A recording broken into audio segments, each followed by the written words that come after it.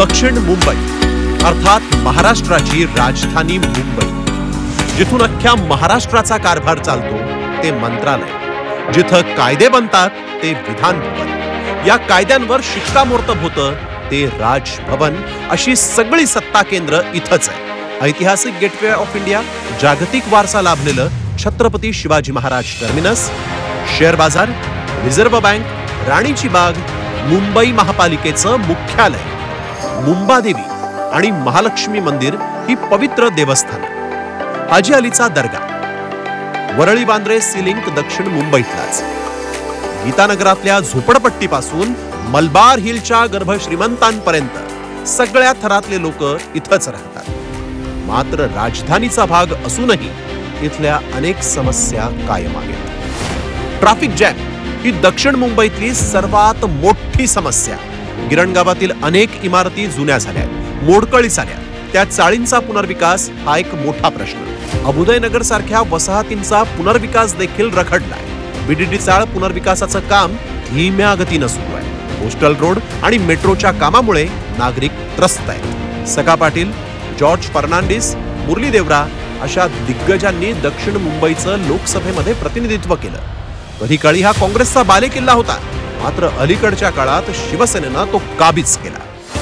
2009 मध्ये काँग्रेसचे मिलिंद देवरा यांनी मनसेच्या बाळा नांदगावकरांचा 1.25 लाख मतांनी पराभव केला. 2014 मध्ये मोदी लाटेचा फायदा घेत शिवसेनेचे अरविंद सावंत खासदार झाले. त्यांनी मिलिंद देवरांना हरवलं. 2019 मध्ये देखील याच निकालाची पुनरावृत्ती झाली. विधानसभेचा विचार केला तर शिवसेना ठाकरे गटाचे 2, भाजपचे 2, शिवसेना शिंदे गटाचा 1 आणि काँग्रेसचा 1 आमदार आहे. शिवसेना ठाकरे गटाकडून विद्यमान खासदार अरविंद सावंत यांना तिसऱ्यांदा संधी देण्यात आली. ते विजयाची हॅट्रिक करणार का, याकडे सगळ्यांचंच लक्ष लागलंय. दुसरीकडे महायुतीचा उमेदवार अजूनही ठरलेला नाही. काँग्रेसमध्ये असलेले मिलिंद देवरा आता शिवसेना शिंदे गटाचे राज्यसभेचे खासदार आहेत. शिंदे गटाकडे सक्षम उमेदवार नाही, त्यामुळे भाजपने ही जागा पदरात पाडून घेण्यासाठी मोर्चे बांधणी सुरू केली. भाजपकडून विधानसभा अध्यक्ष राहुल नार्वेकर आणि मंत्री मंगल प्रभात लोढा यांच्या नावाची चर्चा आहे. या ठिकाणी रिप्रेझेंटेशन जवळजवळ सगळ्या पक्षांचं दिसून येतं.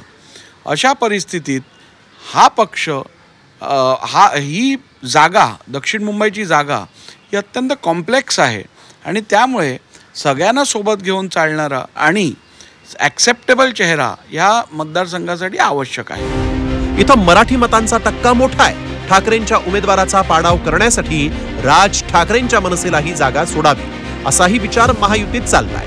तसं झाल्यास बाळा नांदगावकर किंवा अमित ठाकरे हे उमेदवार असतील, अशी ही चर्चा आहे. राज ठाकरेंनी महायुतीला बिनशर्त पाठिंबा देण्याची घोषणा केली.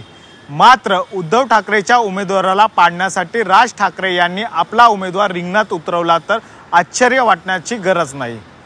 जर असं झाल्यास दक्षिण मुंबईतली लढत रंगतदार होताना पाहायला मिळणार आहे. प्रकाश चव्हाणसह गणेश कवडे, झी 24 तास, मुंबई.